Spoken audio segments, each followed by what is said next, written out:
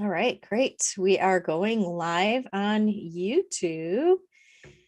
And I'm also going to hit record here. So great. Hello and welcome. I'm so excited to be once again having an authentic conversation with a woman who I have admired for such a long time. Mhm. Welcome, Kyira, to Authentic as Fuck Programming. I'm so excited to be here. Thank you. It's such a treat to have had so many years not being connected with you, to be connected so soon, doing two things together. So I'm excited to be here today. Yeah.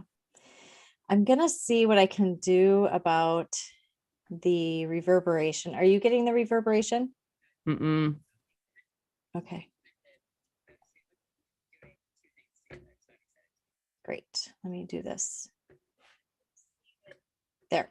Okay. There. Can you hear me? I can. How are you? Good. Are you still Good. hearing anything more? Perfect. Okay. No, you always Okay. have to check the technology. So yeah. Yes. Okay. Let's take a breath together and welcome. Thank you. Hmm.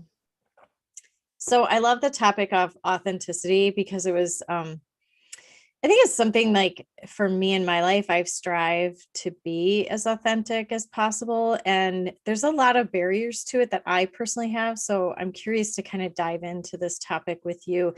And recently I had Kyira on. If you haven't caught it, I'll make sure I put the link in the description below. But recently I had her on my Blog Talk radio program talking about shame. And that was such a deep conversation. So I'm so glad that later on this month, we get to like dive in a little bit deeper into maybe us as women and like how we Mhm. beat to this drumbeat of life that we're kind of creating for ourselves. And I find you to be an incredibly authentic woman. I always have. That like makes my Always. heart so warm as you say that. Thank you. Thank you. Yeah. And I think Kyira and I have worked at kind of the state level at a point in our lives, and that's how I first came to know you. And throughout my career, I've always been attracted to women who, we were talking about this a little bit before we came on live, who don't necessarily fit into society's box. So it's Mhm. women that I was sharing with you, women that maybe work at the state level, but then they roller derby on the weekends, or women that, run like a company over here and then love to go out and dance in high heels and leather on the weekends, like women that can really be authentic and not lose themselves Mhm. in what society is kind of cutting for us, the cookie cutter of what society says women in certain positions and places should be. So that's really what these authentic conversations are coming out of, is that space and place. What would you say is your definition of authenticity? I love that. Even when you kind of pitched this question to me when we started talking about this topic, I think so. Interestingly enough, the term authenticity I mean, you've probably heard this too, in the mental health field and kind of the self help field has been something that has been pretty polarized. Some people are actually like, you can never be authentic. I hate this mode for authenticity. And then some people are like, that's all you want.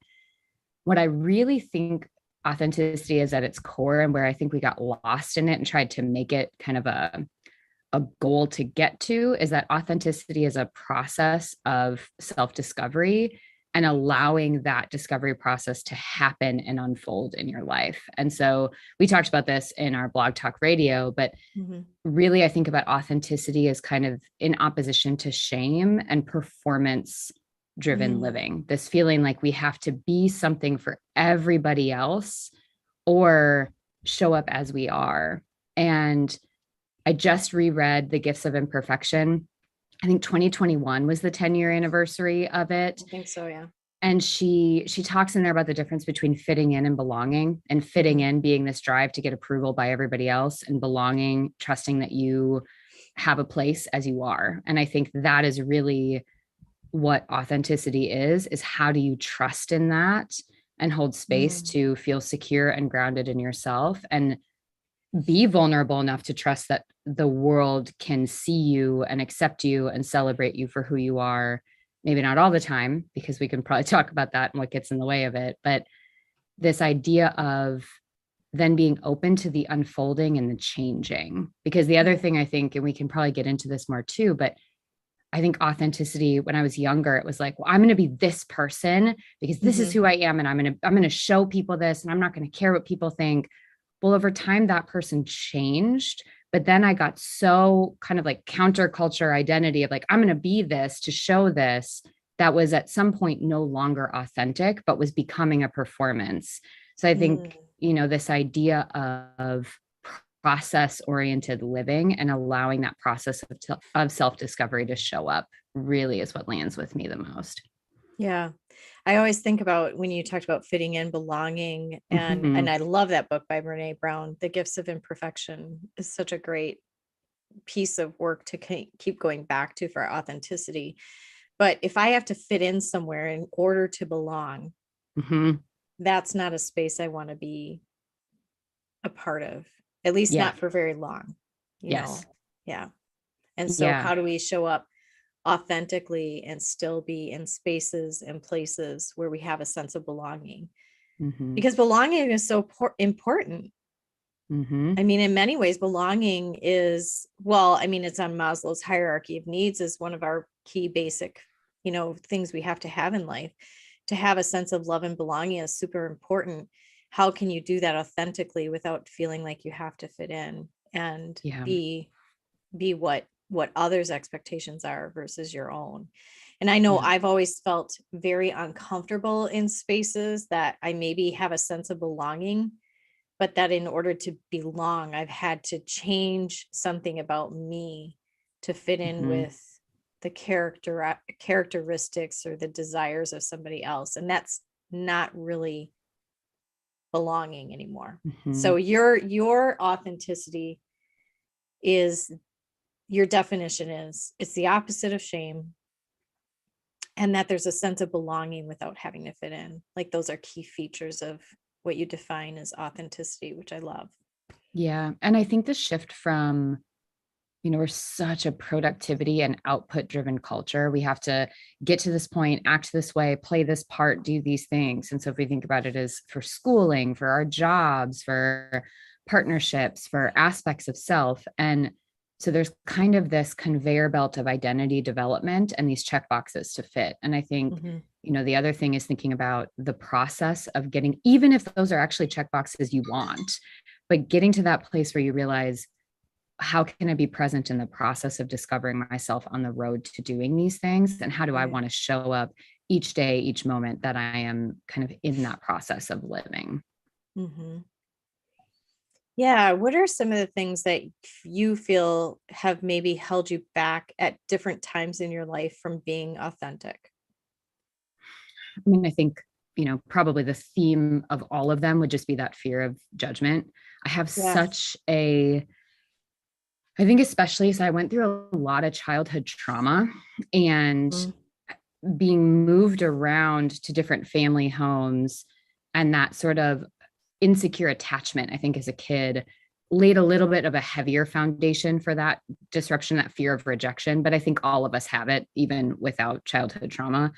But there was so much of like, I just want to be somewhere and have people choose me, want me, and I want security. And I think for so long, like I think back to a relationship that I was in for almost 8 years that was not the relationship I wanted, but I was every day selling myself on this is fine, the fine based living, because it was at least satisfying these things of, I'm not constantly afraid of feeling like someone's going to leave me or the rejection. And so I think sometimes that kind of misunderstanding of security and realizing I didn't feel secure because I wasn't doing the things I wanted to do. I was being asked to kind of perform in this relationship with these friends. Like, there were very specific ways that I needed to be, but I got confused with that security piece that I was longing for and just kind of stagnancy. And so I think that was a big one for me in particular. I think labels too play a big part. So as a little kid,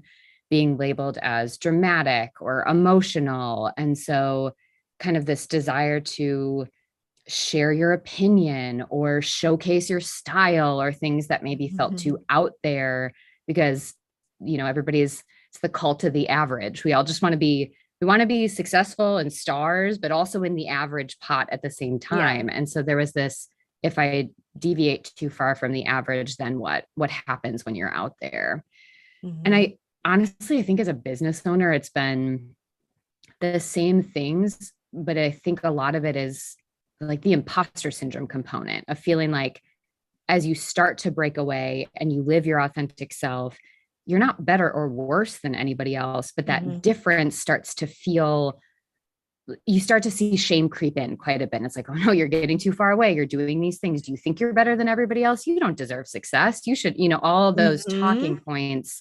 So then you start to quiet yourself again. You don't go for the big idea you want. You don't try the thing that could fail publicly because you're afraid of that. And so I think it's the notion of rejection and the fear of failure, which is really just the fear of judgment, that I think have been the two big things for me. And having those things happen at times where it kind of reinforced that those things could happen again. So then you start to shift from could happen to will happen. So I just won't even try. Yeah. And the more, like you said, you're not flying under the radar when you're really shining bright and you're outside of the average when you're really being authentic often. And the being in the light where people can see you, where you're visible, you are going to get judged. And it's more about when you get that, I feel like it's more about where that person is at in their own journey in their life than it has to do anything with you. And it really takes, even to this day, like I fly pretty far out of, the radar at times, but then when I get scared or when I get kind of punched down or, as my business partner previously, Anne would have said, don't let anybody dim, dumb, or doubt you down. When I get dimmed, dumbed, or doubted down, I hide away, and I feel myself doing that. I just had like a weekend of that just this last weekend where I was like, hide away again. And I think it's okay to tag up to safety, but then come back out again. Come back. Like, it's important that, even in the game of tag, we have a safety place where we touch and we can take a couple breaths before we have to run around again, trying to avoid somebody tagging us. And I think we need to do that when we're living authentically, is give ourselves permission to sometimes doubt ourselves, but then come out of that again and come forward in a bigger way. I know for me, I create stories, full chapters and stories of judgment from others. And I know where they come from, but I haven't even checked out those stories with those people or that person. I just create them and then I live by them. Do you have that? You're smiling and nodding. Do you have that experience too? Like, this whole group of people over here, this is what they're thinking of me. Well, and you can see it happen in like these very little ways. My mother-in-law and I were talking about this too, of like, for years, these little, how she would communicate, how she would text, her way of doing little things. And the story I'm writing was always centered on me somehow being the problem. She's mad at me. She's, she doesn't, whatever it was, but in reality, she was just being herself. And so I was always projecting.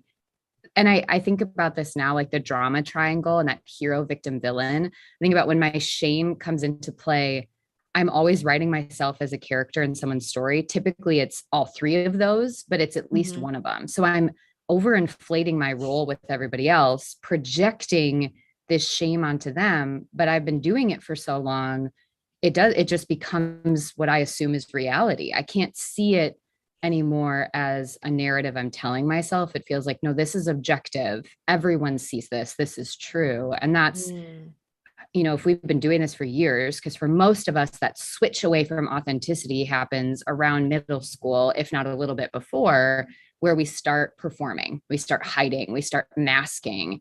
So we've been doing this, in my case, for, 20 plus years.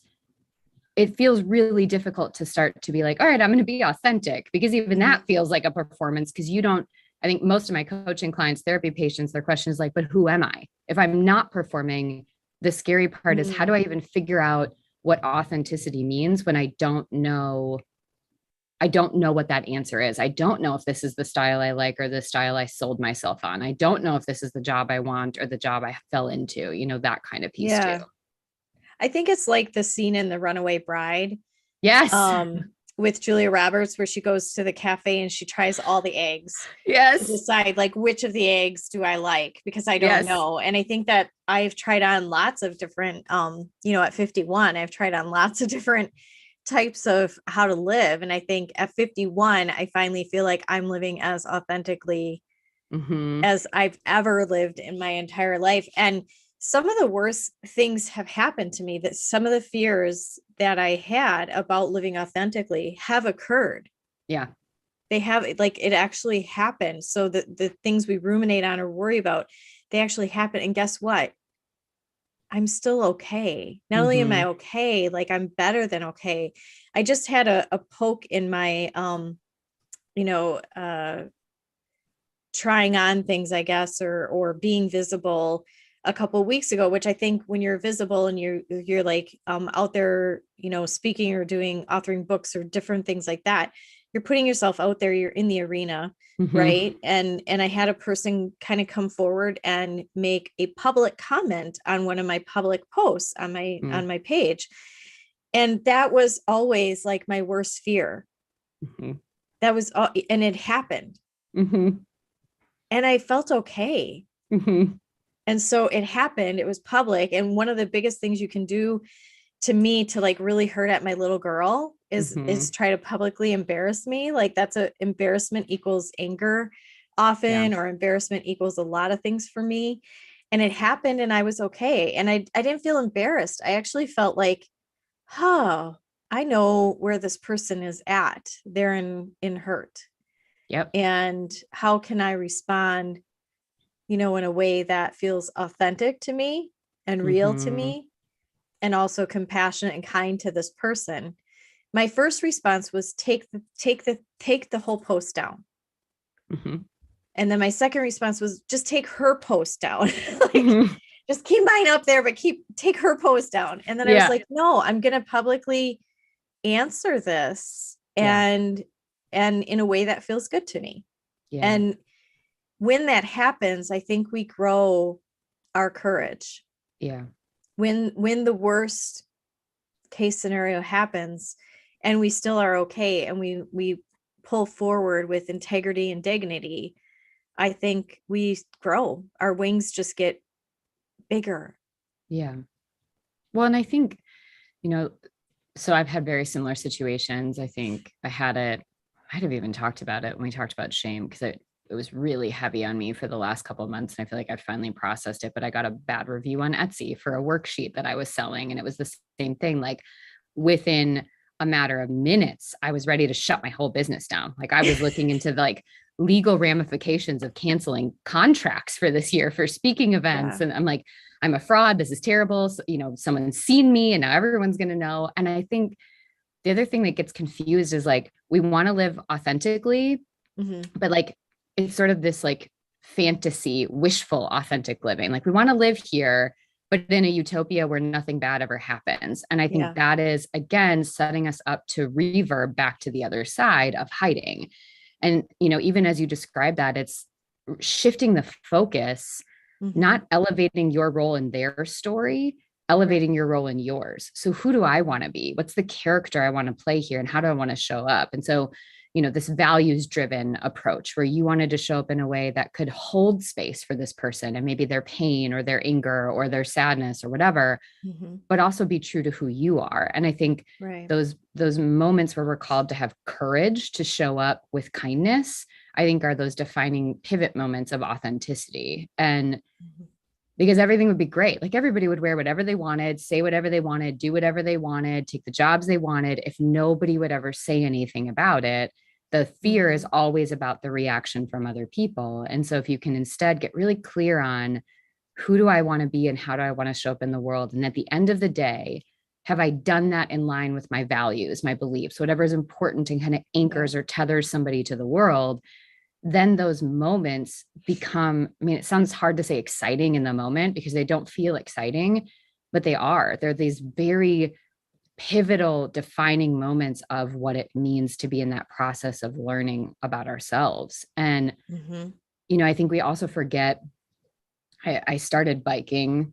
I think a lot of people started biking in the pandemic. And so, so there's that, but like, as you're like increasing your resistance, it's supposed to be like going up a hill, and then there's a downhill. Oh, I bought an e-bike. So I'm going to be authentic about that. I started biking, but it was That's awesome. That is awesome. I want one so bad, but now that I have a toddler, I want to get the ones that have like the whole like system on the front to put her in. But so we have one down in the basement, like a stationary bike. And so you're turning up the resistance, you are going up this hill, and then you come back down. Well, then the next time you hit a hill, it is our nature to strategically forget every single hill that we climbed before that. So I think the other thing is realizing, like, if you had to take that incident of that person's comment and put it in the perspective of your whole life, that probably doesn't even make the top 50 of most difficult things you've ever gone through. Absolutely. But in the moment, it feels like it. And that's what shame wants, is shame wants you to feel like this is the downfall of you as a person, so that you'll hide or react with anger or defensiveness. And then all we're doing is staying stuck in that, versus saying, this one moment is a part of the story, but this isn't the end of my story either. There's so much that gets to happen after that. And if I get stuck here at the end of this chapter, of course that would feel terrible and I wouldn't want to deal with it. But if I think about all these other points, anchor, kind of after it, I think that shifts it too. Yeah. And I know Tim Ferriss talked about, like, how do you respond to people like that? And sometimes he says, sometimes you just need to ignore it. Yeah.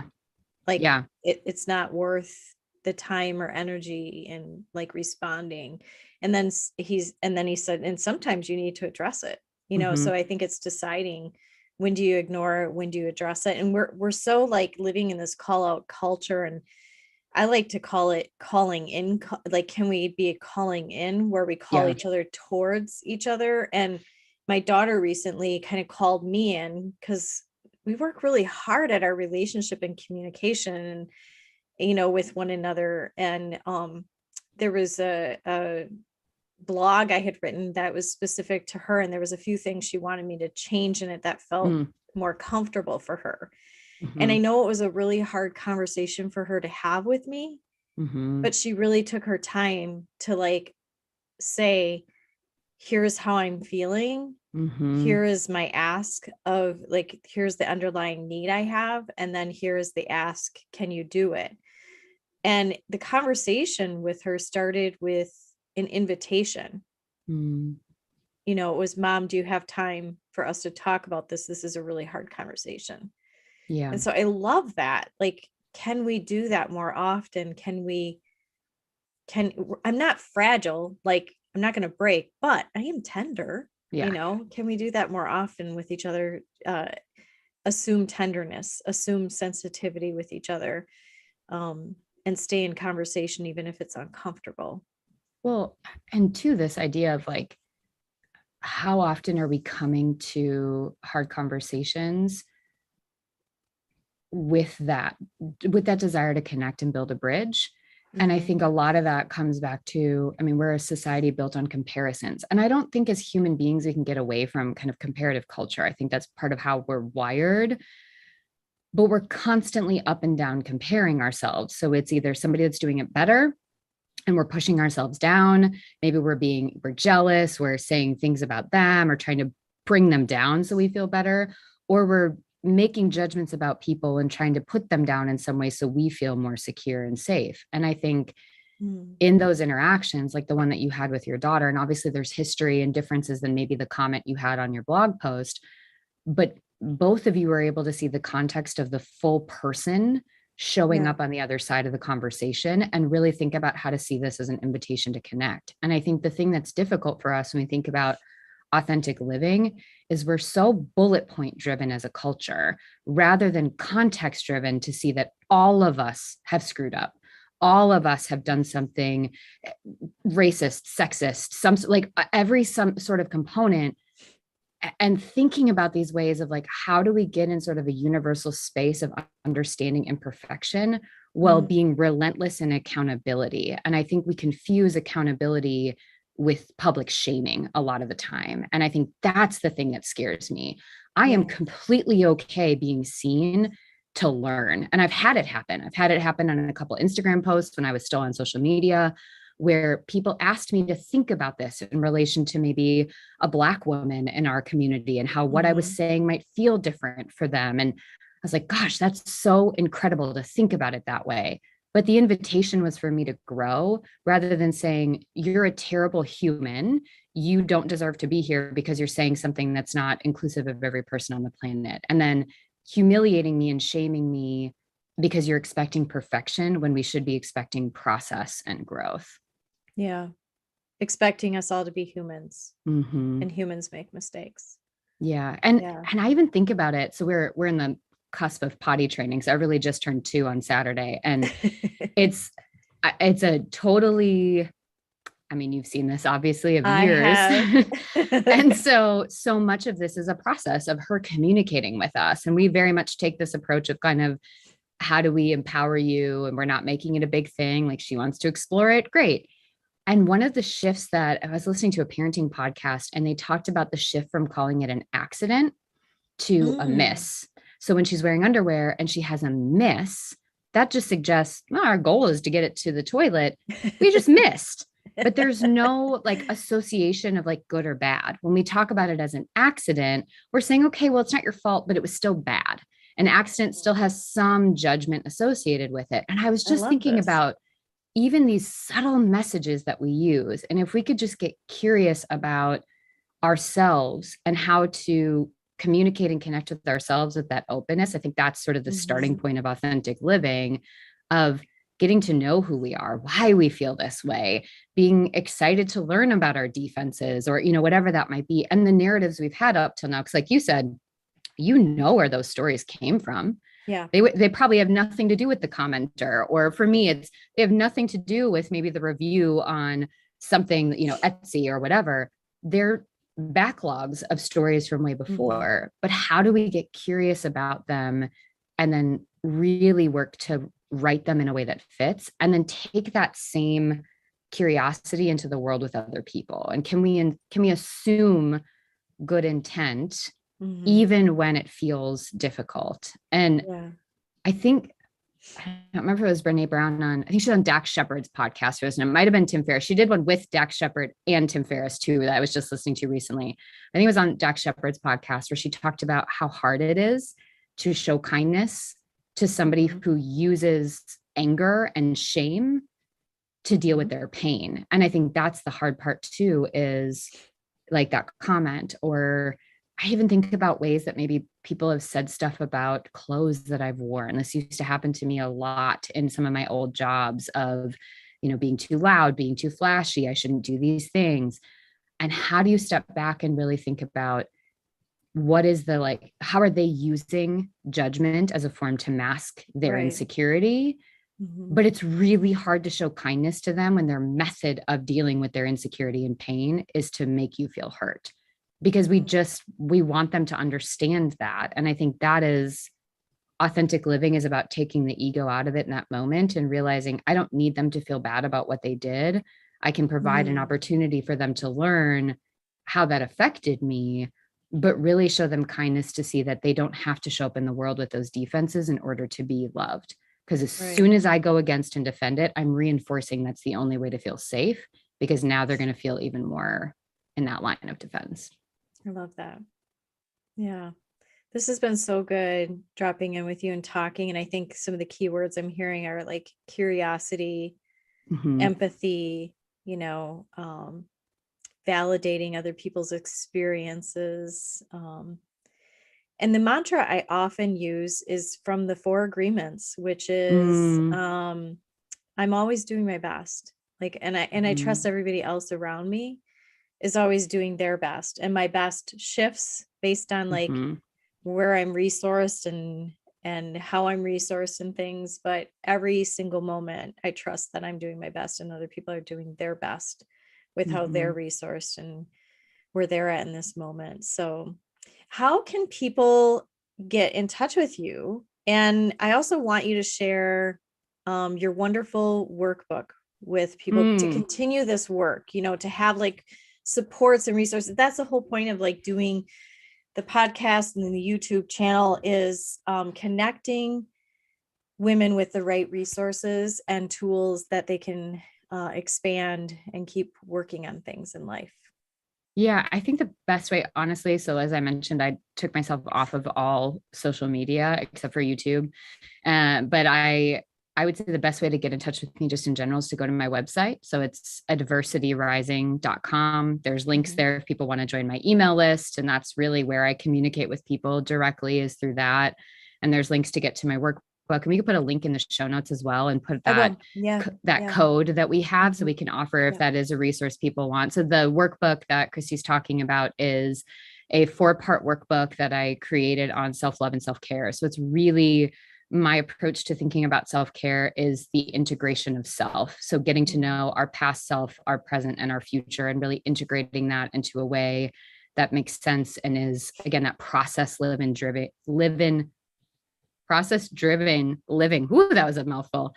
And really thinking about how we show up in that and really be open to the process of what it means to keep showing up and seeing self-care as a means of being able to engage in the world that we want to. So yeah, we can definitely put a link directly in there. You can find it easily on my website too, if you go under the Acquire tab as well.